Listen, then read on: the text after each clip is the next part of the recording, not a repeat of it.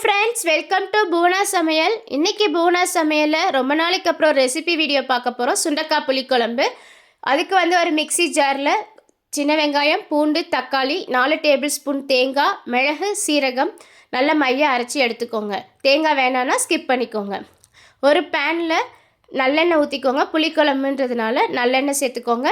வெந்தயம், பெருங்காயம், கடுகு, ஜீரகம், கருவேப்பிலை போட்டு நல்லா பொரிய விட்டுக்கோங்க.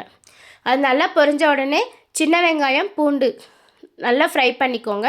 உப்பு சேர்த்துக்கிட்டிங்கன்னா சீக்கிரமாக சின்ன வெங்காயம், பூண்டு வணங்கிடும். இது கூடவே ஒரு தக்காளி சேர்த்துக்கிட்டு நல்லா வணக்கிடுங்க. நல்லா தக்காளி, வெங்காயம், பூண்டு நல்லா வணங்கின உடனே சுண்டைக்காயை சேர்த்துக்கோங்க. சுண்டைக்காய் இந்த எண்ணெயில் நல்லா வணங்கணும். அதிலே பாதி வெந்துடணும். அந்த மாதிரி நல்லா வணக்கி விட்டுக்கோங்க. இப்போ மஞ்சத்தூள், மல்லித்தூள், குழம்பு மிளகாய்த்தூள், வெறும் மிளகாய்த்தூள் 4 சேர்த்து நல்லா ஃப்ரை பண்ணிக்கோங்க. இப்போ நம்ம அரைச்சி வச்ச அந்த விழுதை அப்படியே சேர்த்திக்கோங்க. தண்ணி அதிகமாக இதுக்கு ஊற்றக்கூடாது. மிக்சி ஜாரை ஜஸ்ட் கழுவி ஊற்றினா போதும். அந்த அளவுக்கு இருந்தால் போதும். இது இப்போ நல்லா கலந்து விட்டுட்டு ஒரு லெமன் சைஸ் புளியை கரைச்சி ஊற்றிக்கோங்க.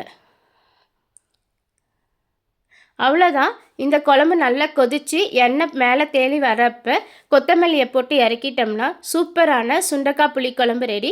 கண்டிப்பாக இந்த வீடியோவை பார்த்து ட்ரை பண்ணுங்கள். லைக் பண்ணுங்கள், ஷேர் பண்ணுங்கள், சப்ஸ்கிரைப் பண்ணுங்கள். தேங்க்ஸ் ஃபார் வாட்சிங்.